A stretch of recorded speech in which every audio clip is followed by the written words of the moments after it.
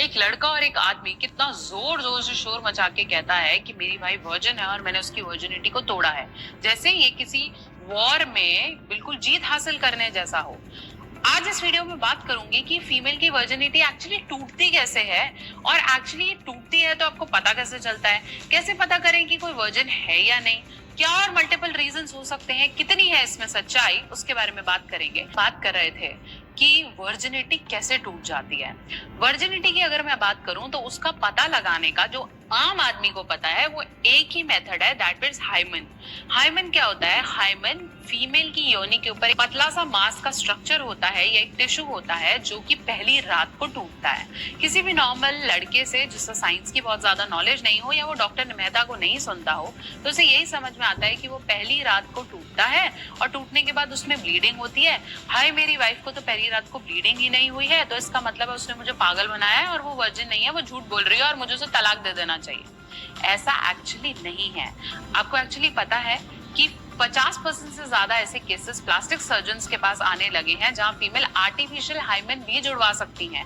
एक छोटी सी सर्जरी है, एक छोटा सा स्किन का टिश्यू लगाना है और आपका हाइमन वापस रिपेयर हो जाएगा। हमेशा समझिए कि ये सही सोच नहीं है कि अगर हाइमन होगा तभी मेरी वाइफ वर्जिन होगी। ऐसा नहीं है।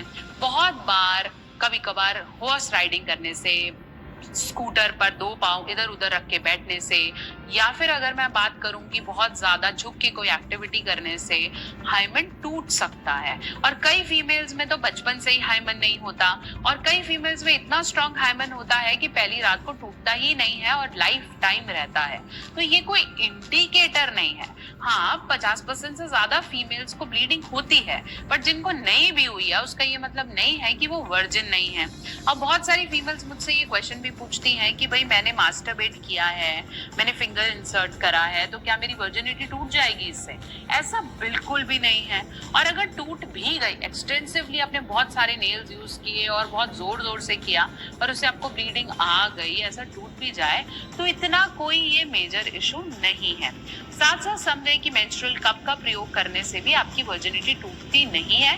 मेंस्ट्रुअल कप कहीं ना कहीं अंदर इंसर्ट होता है, पीरियड्स के खून को कलेक्ट करता है, उसका इसमें कोई मेजर रोल नहीं है। अब मैं बात करूंगी कि वर्जिनिटी का पता कैसे लगाएं। ऑलरेडी मैंने इस पे वीडियो बनाई है, लेकिन फिर भी समझे कि वर्जिनिटी का आप तभी से पता लगा सकते हैं या तो औरत खुद आके बता दे भाई आई एम नॉट वर्जिन, और दूसरा तरीका क्या है कि या तो वो पहले कभी प्रेग्नेंट हो गई होती है। इसके अलावा आप कभी भी पता नहीं लगा सकते कि वो वर्जिन है या नहीं। फुल प्रूफ मेथड ऐसा कुछ भी नहीं है। वैसे भी मैं आपको सिर्फ यही सजेस्ट करूंगी कि इस तरह की सोच को कहीं ना कहीं अपने माइंड से डिलीट करें। अगर आपका पार्टनर आपको दिल से प्यार करता है, उसके शरीर पे क्या प्रूफ है और या नहीं है उस पे जाने की कोशिश ना करें। देखें आपकी खुशी किस में है, और वो सारी चीजें अगर आपको एक पार्टनर में मिलती हैं तो उस शादी को सच्चे दिल से निभाने की कोशिश करें।